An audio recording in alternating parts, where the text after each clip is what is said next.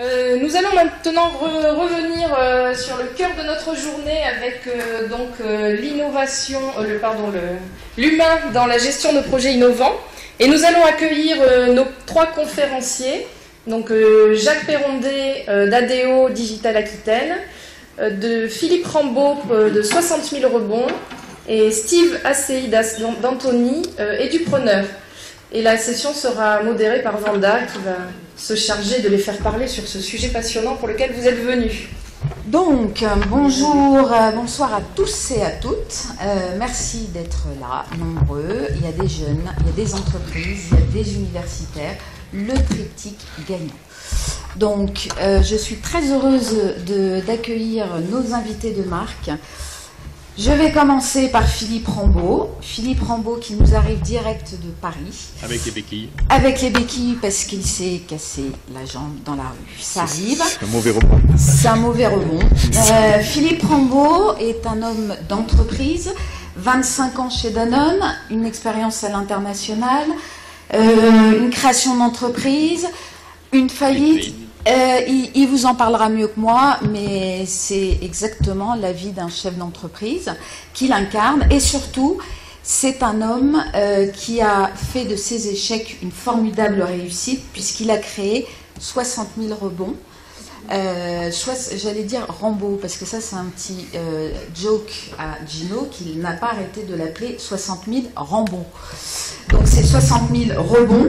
60 000 rebonds, c'est 60 000 faillites d'entreprises par an. Et Philippe a décidé de s'attaquer aux vrais problèmes à la racine en transformant ses échecs, soi-disant ses échecs, en rebonds. Il vous en parlera mieux que moi.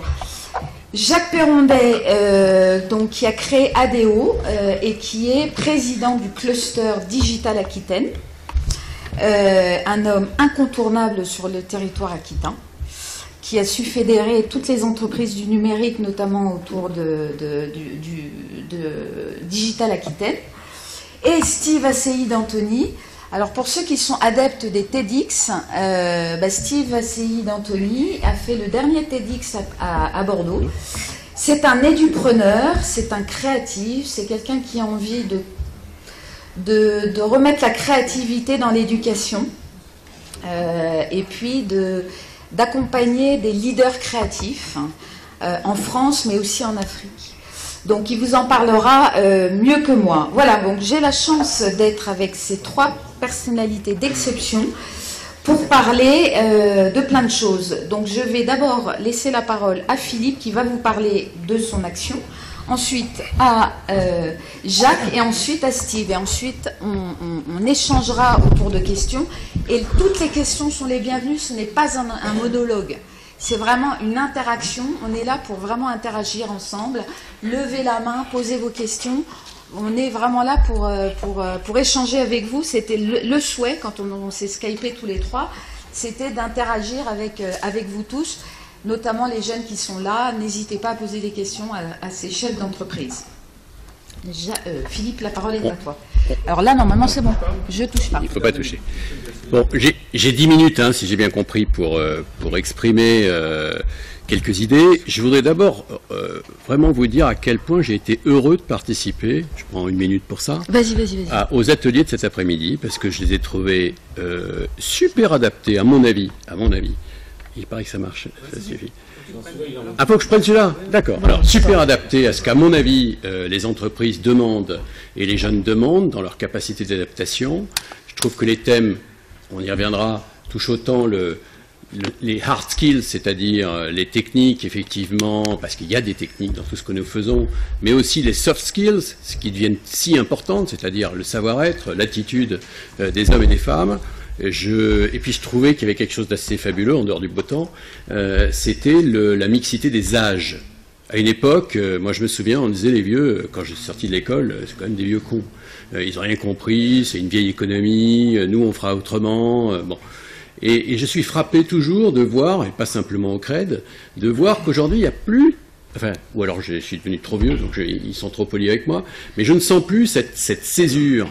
Au contraire, j'ai le sentiment qu'il y a une grande quête d'aide et de transmission dans un environnement, effectivement, et un monde socio-économique qui fait un peu peur, hein, qui est un peu inquiétant. Nous, on avait des autoroutes devant nous. Aujourd'hui, on n'a plus d'autoroutes. Et je trouve passionnant la mixité que tu as faite, Wanda, sur justement des générations, des histoires. Bon, on est tous a priori là pour une même chose, qui est quand même un développement socio-économique. Mais voilà, j'ai trouvé ça passionnant et j'étais très heureux d'y participer. J'ai appris beaucoup de choses, j'ai pris beaucoup de notes. Donc j'ai aussi ma part d'informations avec laquelle je repars. 60 000 rebonds, donc c'est une association bénévole que j'ai créée parce que moi j'ai bénéficié de conditions exceptionnellement favorables dans ma faillite. J'avais pas de caution bancaire. 90% des entrepreneurs que nous accompagnons ont évidemment des cautions bancaires personnelles. S'il y a des jeunes entrepreneurs ou futurs entrepreneurs dans la salle, s'il vous plaît, ne prenez jamais de caution bancaire personnelle. Il y a des solutions de remplacement, ça s'appelle des assurances, ça s'appelle des taux d'intérêt majorés, mais de grâce, quand je vois les dégâts considérables, personnels et professionnels que créent les cautions, please, n'en prenez jamais, résistez. C'est vite fait pour signer, c'est très très compliqué pour en sortir. 2, j'avais une assurance personnelle, là aussi à peu près 4% des entrepreneurs ont une assurance personnelle qui les couvre en cas de perte d'emploi, alors que honnêtement, l'aventure entrepreneuriale est probablement la plus belle aventure professionnelle qu'on puisse vivre, mais c'est un sport de compétition. C'est dangereux. Et l'échec, la faillite, est ce qu'on appelle une option à forte probabilité. Donc ne pas s'assurer, eh ben, c'est dangereux parce qu'on va se retrouver avec un capital perdu, éventuellement des cautions si on ne m'a pas écouté, et 3, plus de revenus, plus rien. Donc on se retrouve au RSA, et on tombe à ce moment-là, en général, de très très haut, et donc c'est embêtant parce que ça évidemment implique directement la vie de l'entrepreneur, mais ça implique aussi la vie de sa famille. Moi, bah voilà, mes actionnaires m'avaient dit c'est simple, on devient actionnaire si tu prends une assurance homme-clé. Donc j'ai pris une assurance homme-clé, et 80% de mes revenus ont été couverts comme si j'étais un cadre, et que j'avais les ACDIC. Voilà. En plus, mes clients sont venus me chercher à la sortie du tribunal de commerce. Il n'y a pas beaucoup de clients qui viennent chercher un prestataire à la sortie du tribunal de commerce. Pareil, en plus, c'est très sympa parce que vous avez la scène en face. Alors vous vous dites, même 2 secondes, mais voilà, ça traverse toujours l'esprit. Et ils m'ont redonné des missions et ils m'ont dit, tu vas faire du conseil. Je dis, mais je déteste les consultants. Ben oui, justement, tu vas être consultant et puis tu vas pas nous emmerder. Et donc, je suis devenu consultant depuis 8 ans. Et puis il y a un monsieur qui s'appelle Jacques Attali qui m'a dit vous allez aller faire du bénévolat. Voilà, je voulais faire de la politique. Hein. Il m'a dit surtout pas de politique, vous êtes nuls là-dedans. Bon. Non, j'ai beaucoup mieux pour vous. Vous allez aller aider des jeunes dans le 9-3 à la Courneuve. À mon avis, ça fait un moment que vous n'y êtes pas allé. Si, c'est vrai. À la Cité des 4000, il y a des jeunes, on a une pépinière, allez les aider. Et faites-le bénévolement, et vous allez voir, ça va être génial pour eux, et ça va être génial pour vous. Je ne le croyais pas. Il avait raison.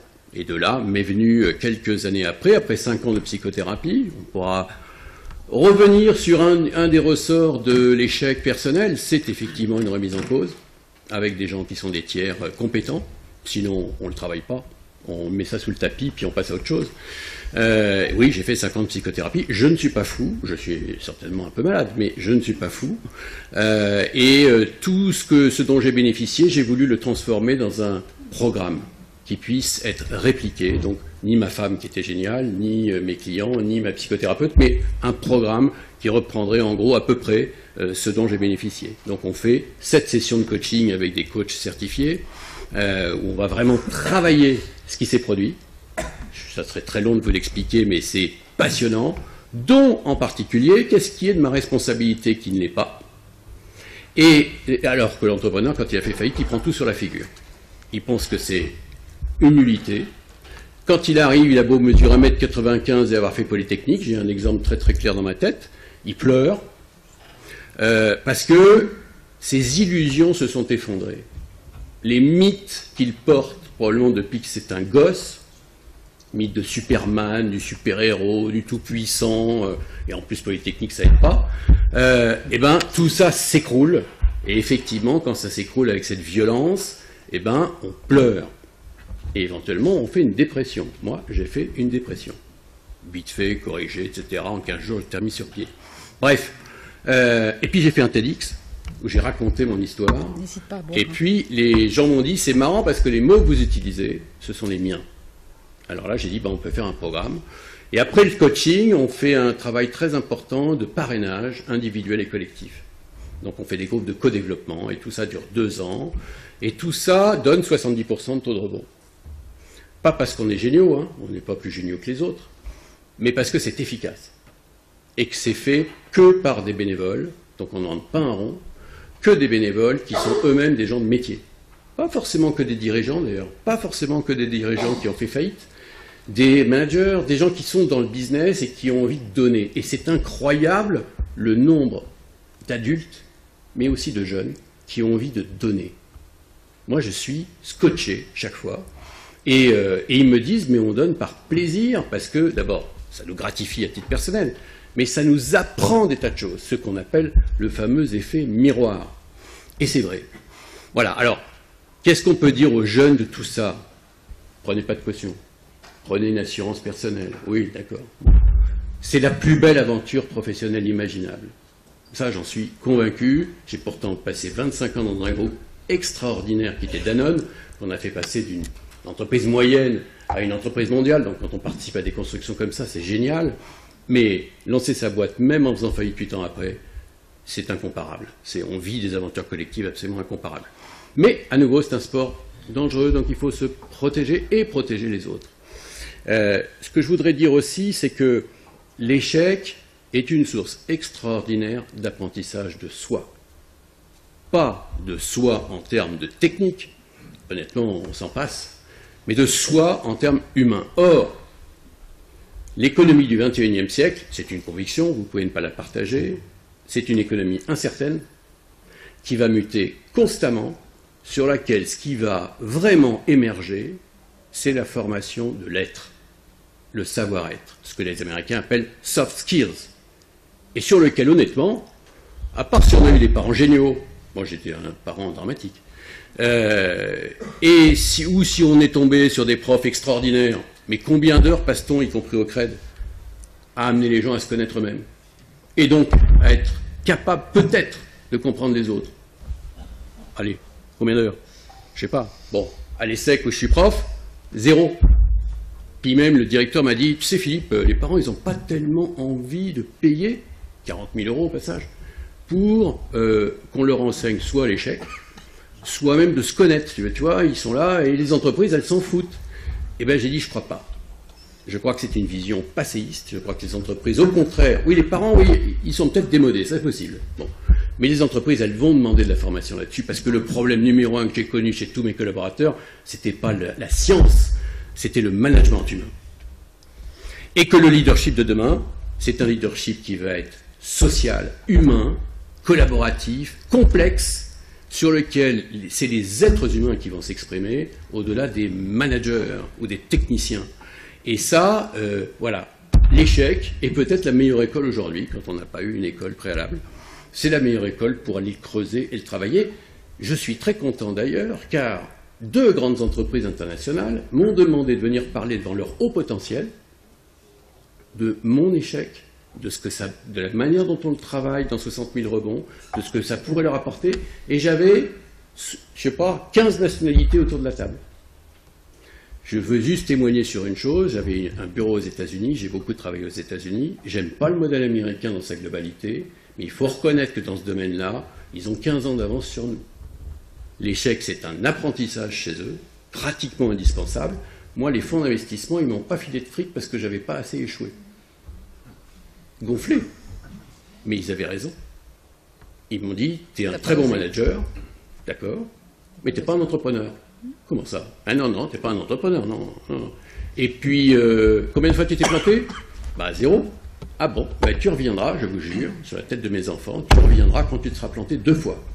Et là, on mettra de l'argent. Et j'ai dit, mais j'aurai 80 ans, on s'en fout. À ce moment-là, tu auras toutes les qualités. Et c'est vrai que quand je rentrais en France, je n'entendais pas ce modèle. Dans le monde que nous préparons pour nos gosses, il faut qu'on leur apprenne que l'échec fait partie de la vie, que les mythes fondateurs, c'est un rêve, que la toute-puissance, ça n'existe pas, et il faut leur apprendre l'échec. Et il faut leur apprendre comment le travailler. Philippe, pardon, excuse-moi.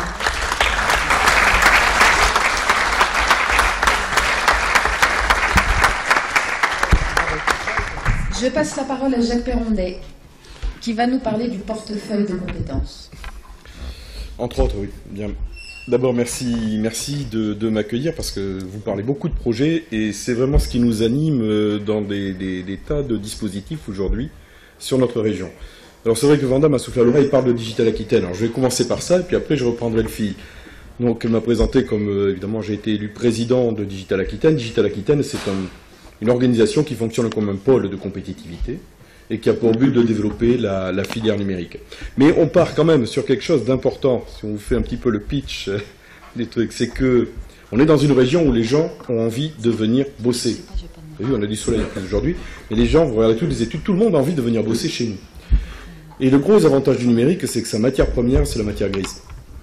Donc, développer le numérique, c'est simplement avoir des bonnes conditions pour accueillir les gens. C'est avoir un bon appareil de formation, d'enseignement supérieur, bon appareil de recherche et une cohésion au niveau des entrepreneurs. C'est ce que nous avons voulu faire. Mais ce qui est particulier dans le pôle, c'est le mot-clé projet. C'est-à-dire, ce n'est pas une asso d'entreprise. C'est quelque chose qui a pour but de faire émerger des projets, et des projets innovants. Des projets en consortium qui associent des labos, des entreprises entre elles. Parce que c'est ça, on n'est pas l'assaut des startups, on ne communique pas dans les journaux pour ça, c'est pas le but. Notre but, c'est de fabriquer des choses qui vont s'implanter durablement sur notre région, qui vont conserver l'emploi sur notre région, on y met de l'argent public, on y met du bénévolat, on veut que ça reste ici longtemps, que ça ne soit pas revendu forcément à des Américains ailleurs. Et donc pour ça, il faut faire des choses d'excellence. Et il faut aller à l'international. Voilà, ça c'est l'ADN de Digital Aquitaine. C'est aujourd'hui à peu près 250 adhérents à ce jour, puisqu'il y a une assemblée ce soir. 250 adhérents qui mixent entreprises du numérique petites et grandes, anciennes et jeunes, labos, écoles, etc. Et donc voilà le but. Et tout organisé autour du projet. Donc le mot-clé que vous manipulez depuis toute l'après-midi, il est fondamental. Voilà. Donc après, je reviens à moi. Donc effectivement, je suis, alors je ne sais pas, entrepreneur, manager, on va dire entrepreneur parce qu'il y a des échecs, mais dans la même histoire d'entreprise, depuis 30 ans, d'une société qui s'appelle ADO. Nous sommes tous les fondateurs issus d'ici, de la fac informatique. On y est venu parce que, je pense qu'on en parle après, on est sorti du cadre à la fac. Voilà, on démarrait un 3e cycle, on nous a dit, ben, choisissez le sujet que vous voulez. Et à cette époque-là, sortaient les premiers ordinateurs, et nous, on a choisi, on a dit, ces machines-là, c'est pas fait que pour calculer, c'est des machines qui manipulent les médias, on va s'en servir pour travailler la pédagogie. Et donc, nous sommes devenus la plus ancienne société aujourd'hui. Alors, il y a plein de mots. Allez, aujourd'hui, ça s'appelle du digital learning. Pour faire simple, en gros, c'est mettre du numérique dans tous les dispositifs qui permettent d'apprendre. Voilà, on est spécialisé là-dedans. Pour vous donner un ordre d'idée, on est en train de bosser sur un simulateur ludifié, on appelle ça des serious games, pour apprendre aux jeunes de DUT, BTS et Ingé à gérer des chantiers de terrassement. Donc c'est de la recherche opérationnelle derrière, hein, donc c'est long. Avec un simulateur, on va beaucoup plus vite, on montre beaucoup plus de choses, donc on est en train de bosser là-dessus. On bosse sur des cours, un dispositif pour lutter contre le harcèlement moral, qui est, je pense, on a dû former 5-6 000 cadres aujourd'hui là-dessus. On revisite les enseignements de Sciences Po, Paris, pas Bordeaux, mais Paris. Ça va vous parler aussi. Au lieu de faire des enseignements disciplinaires, on recalibre tout l'enseignement autour d'enjeux, de controverses, de sujets qui sont transversaux, et on organise toutes les disciplines autour, ce qui oblige les profs à collaborer. Il n'y a pas une mince affaire. Mais ça donne une entrée beaucoup plus intéressante, beaucoup plus actuelle pour ces gens. Donc voilà à peu près tout ce qu'on fait. Et donc vous comprenez que nous sommes prestataires à l'origine. Et il y a 7-8 ans, on a senti le roussi. On a senti le roussi, donc on a choisi de pivoter. Senti le roussi, je ne vous fais pas l'article, mais effectivement, ça devenait de plus en plus difficile de travailler sur la prestation, parce que ce qu'on fait devenait populaire, on était capable de l'apprendre à nos clients, on touchait à des savoirs fondamentaux de nos clients, donc on a transféré nos compétences chez les clients. Et on s'est interrogé, nous, sur des variations sociétales et légales qui étaient à l'œuvre. Et pendant 25 ans, on a travaillé pour des entreprises, ou des organismes de formation, ou des écoles, enfin, on travaillait pour des institutions, quelque part. Eh bien, Internet, qui est quand même à l'œuvre là derrière, il a quelque chose de fondamental, c'est qu'il recentre la valeur autour de l'individu. Eh bien, c'est exactement avec la même appréciation que nous avons revisité ce que nous faisions et que nous avons choisi de développer un gros programme de recherche pour organiser quelque chose, non pas autour des entreprises, mais autour des personnes. Et on est arrivé en fait sur des constats que, vous savez, la sémantique est importante. Regardez bien les mots, nos grands-parents avaient des métiers, hein, on était charpentiers, on était boulangers, on avait des métiers avec des corporations. Nous, là, à nos âges, on avait des carrières. C'est-à-dire, on était dans quelque chose et puis on essayait de... Aujourd'hui, le mot, c'est parcours professionnel. Pourquoi? Parce que ça n'arrête pas d'être bruité, ça s'interrompt, on peut avoir plusieurs employeurs en même temps, on a des mobilités subies, choisies, on repasse en formation, etc. On n'arrête pas. On n'arrête pas de bouger. Donc, tout à coup, il faut être un petit peu le capitaine de son parcours professionnel et afficher ce qu'on sait faire. On est parti là-dessus et on a donc développé une solution de e-portfolio de compétences tout au long de la vie. Alors c'est quoi? C'est un espace personnel qui est strictement personnel, une sorte de chambre noire dans laquelle on peut effectuer un certain nombre de choses et notamment retracer l'ensemble de son parcours. On a parlé des histoires de vie, j'entendais avec attention ce que disait Philippe Rambaud, je cherchais le prénom. Philippe Rambaud, la biographisation, la biographie de soi est super importante. Dans des conditions d'échec, et quand vous faites votre e-portfolio, c'est un des premiers trucs, c'est-à-dire vous êtes propriétaire, et vous devez être propriétaire dans un monde moderne, de l'ensemble de vos traces. Et cette biographie vous permet de dire que vous n'avez pas échoué ou réussi, vous avez juste appris tout au long de votre parcours. Vous avez développé des compétences, et ça vous permet de les identifier. Vous verriez des gens, et on travaille avec beaucoup de jeunes partout, qui sont quasiment à plat, se redresser en un mois, mais se redresser physiquement. Pas simplement psychologiquement, physiquement. Qui marchent plus droit après, parce qu'ils s'aperçoivent que finalement, oui, non, ils savent faire des choses. Il y a des choses qui peuvent exploser. Donc, retracer, c'est important. Également, c'est avoir une vraie pratique réflexive. Et ça, c'est important dans le portefeuille des jeunes aujourd'hui qui sont formés, développer l'auto-réflexion. C'est-à-dire regarder ce qu'on a fait, et notamment sur ses compétences. C'est-à-dire dire, voilà ce que je sais faire. Par exemple, tiens, je sais parler en public. Mais dans quel contexte? Je sais parler en public devant 60 personnes ou devant 1000 personnes. C'est pas tout à fait la même compétence. Donc, contextualiser tout ça et réfléchir à ce qu'on sait faire et collecter les preuves. Il y a des vidéos là, c'est cool. Mais collecter les preuves de ce qu'on sait faire. Parce qu'au moment donné, quand il va falloir dans une négociation ou dans un rapport interpersonnel prouver ce qu'on sait faire, eh bien on sera à l'aise parce qu'on aura stocké ça, on l'aura identifié, donc on pourra le proposer. Et la discussion, elle est naturelle avec un employeur, avec un collègue, avec les participants à un projet, elle est naturelle. Le troisième point, c'est effectivement bien se valoriser après. Vous savez, c'est une chambre noire, et à un moment donné, on doit pouvoir sortir des choses de façon excessivement simple pour permettre à des publics qui ne sont pas habitués à le faire, d'avoir une présentation de soi hyper professionnelle quelque part, et totalement agile. Ça permet de fabriquer des CV à la volée, de fabriquer des sites web professionnels, tout un tas de choses qui permettent de se mettre en lumière, mais en choisissant ce qu'on a envie de mettre en lumière et à qui on veut le montrer. Et ça, c'est extrêmement important. On n'est pas en train de faire un CV qu'on multiplie, qu'on photocopie ou qu'on envoie à 150 personnes le même, et comme une fiche technique, on dit tout ce qu'on sait faire. Non, on analyse bien la demande et on va choisir les éléments qui nous permettent d'avoir la meilleure réponse possible par rapport à ça. Et c'est important, quand je parlais tout à l'heure de la mercatique de soi, c'est important de savoir manipuler ça. Et le dernier point est très important. J'ai parlé des compétences qui étaient dans le passé, des compétences qu'on gère à l'actif, dans le portefeuille, des compétences qu'on met en lumière, mais le dernier point est encore plus important, c'est les compétences qu'on va devoir savoir faire, et c'est là qu'est le projet. Le projet de soi, c'est-à-dire le projet professionnel, est-ce que c'est choisir un métier ou se réorienter, faire certifier ses compétences, se développer tout simplement, hein, son plan de carrière, s'investir. Si je veux monter une chorale ou aller creuser des puits au Mali, eh bien tout ça, ce sont des compétences à développer. Ça peut être créer une entreprise. Donc tout projet est en fait un ensemble de compétences à développer, sur lesquelles je suis capable d'identifier à peu près où je suis, et où je dois aller avec des écarts et donc monter un plan d'action. Cette discipline, c'est le savoir-devenir.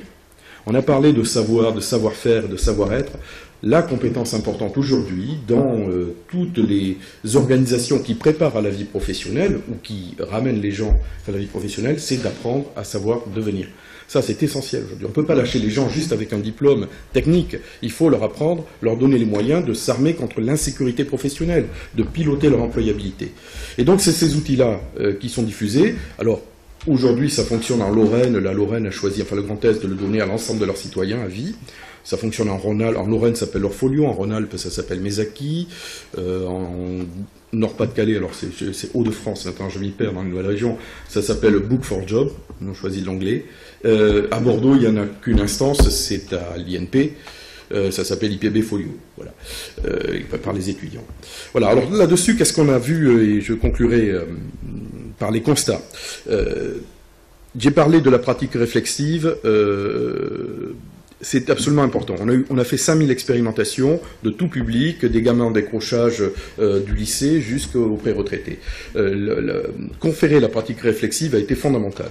La deuxième, c'est que tout à coup, en faisant ça, on développe un sens de l'apprentissage au cours de sa vie professionnelle. C'est pas le tout de dire j'ai appris, j'ai été dans une école, machin. Non. Quand je travaille, j'apprends. Quand j'échoue, j'apprends. Tout ce que je fais, même quand c'est pas dans la vie professionnelle, que c'est dans la vie associative, ce que je fais, apprend. L'important, c'est de le discerner. Et quand on a cette capacité de regarder ce qu'on fait, alors on a développé ce sens-là.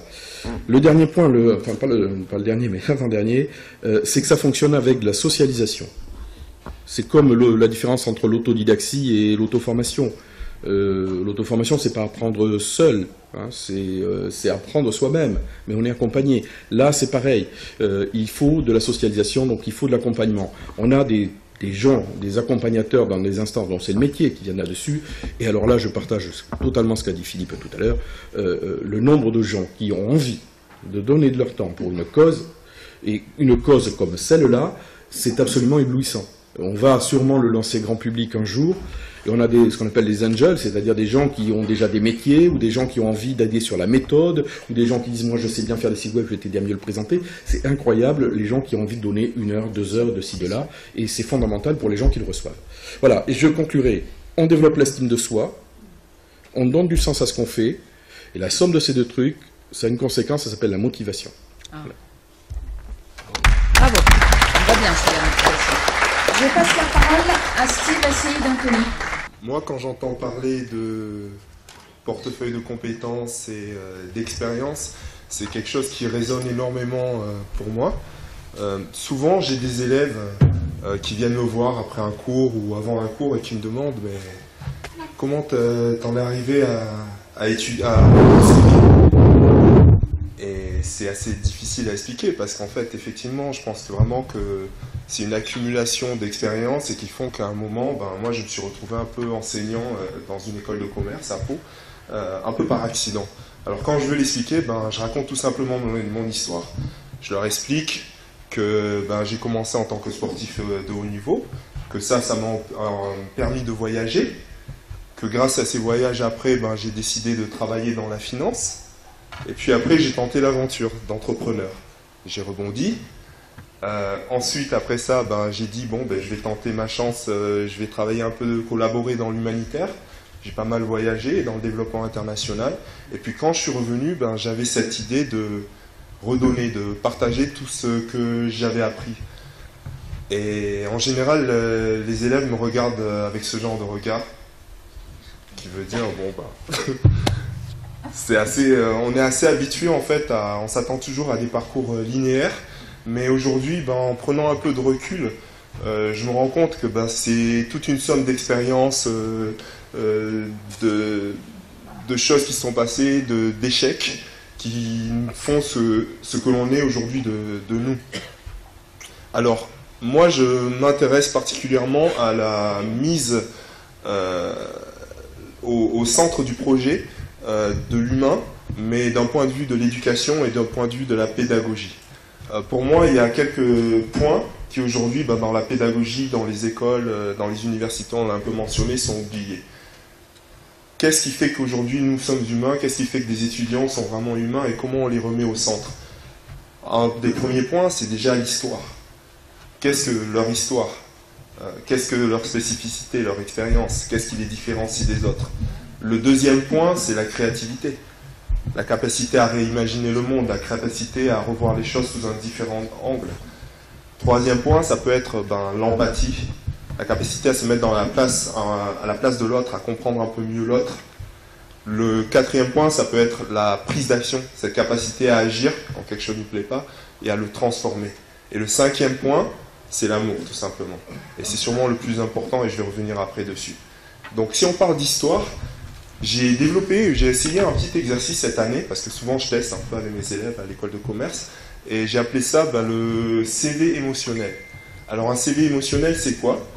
Tout à l'heure, on a écouté les histoires des anciens élèves qui disaient moi, plus tard, après le CRED, je voudrais devenir ceci, ou je voudrais devenir cela, ou travailler là, etc. Moi, je vais plutôt m'intéresser au pourquoi. En fait, je vais demander aux élèves, voilà, c'est quoi votre système de valeurs, votre système de croyances? C'est quoi qui vous fait peur? C'est quoi qui vous motive? C'est quoi qui vous fait vous lever le matin? C'est quoi qui vous inspire? Et je vais vous demander de le mettre sous forme d'un CV.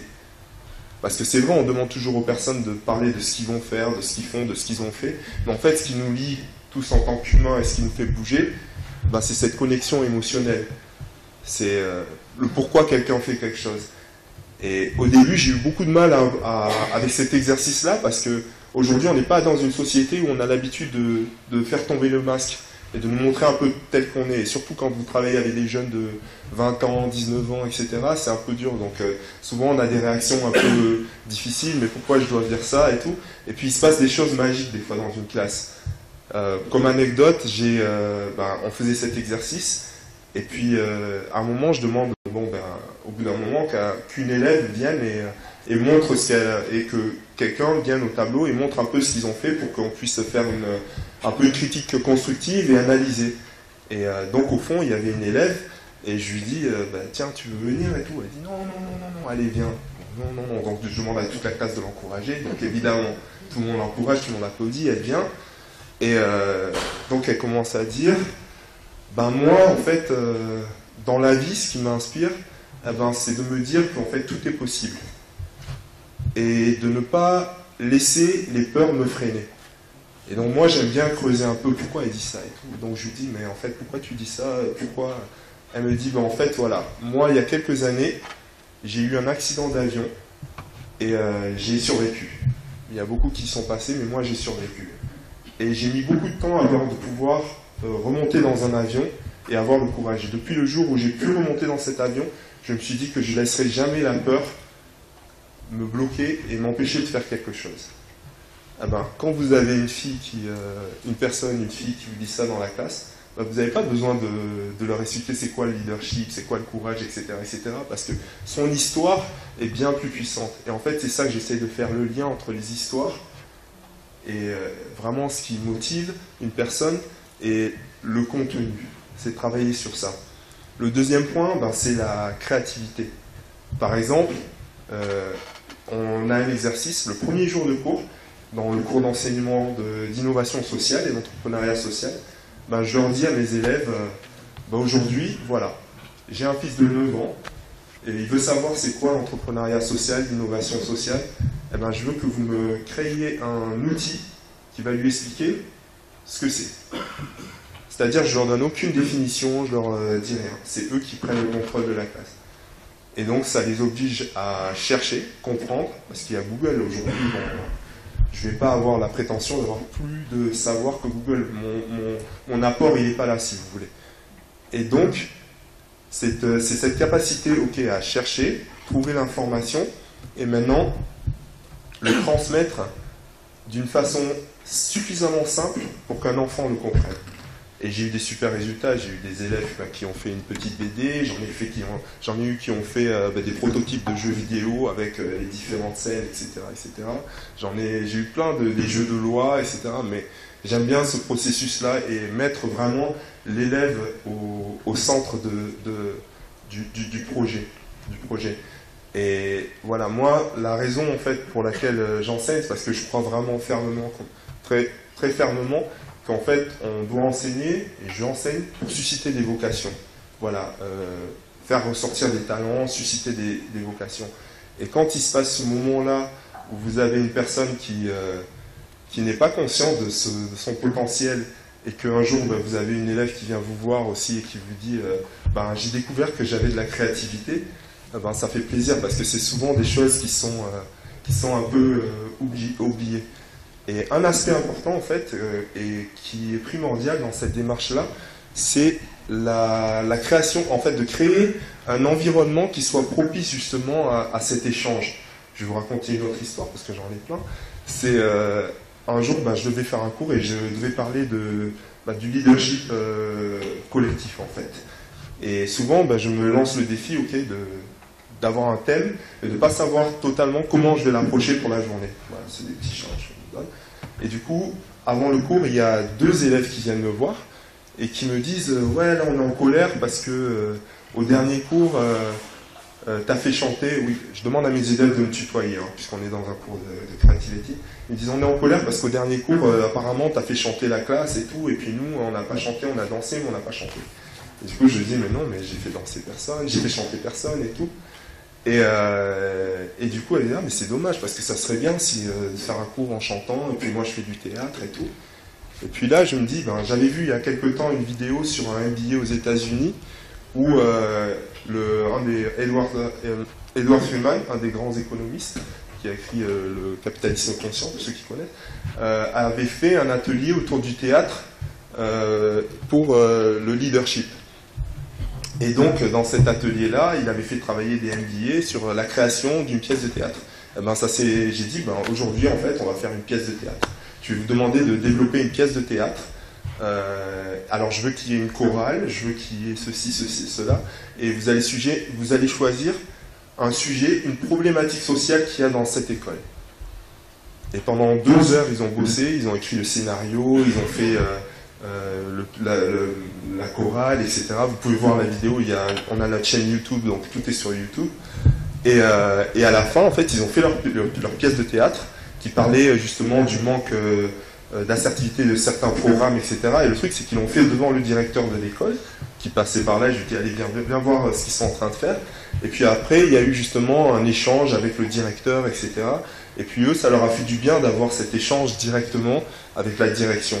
Mais tout ça pour dire qu'en fait, ça n'aurait pas été possible s'il n'y avait pas eu cet environnement ou cette confiance qu'on peut générer avec l'élève, justement, en lui disant qu'ils peuvent venir avec des idées et qu'ils peuvent eux-mêmes s'approprier la classe. C'est ça que j'aime, l'idée de s'approprier de la classe. Et puis on utilise beaucoup tout ce qui est réseaux sociaux, qui transforment énormément la dynamique du cours. Donc il y a cette idée vraiment d'action.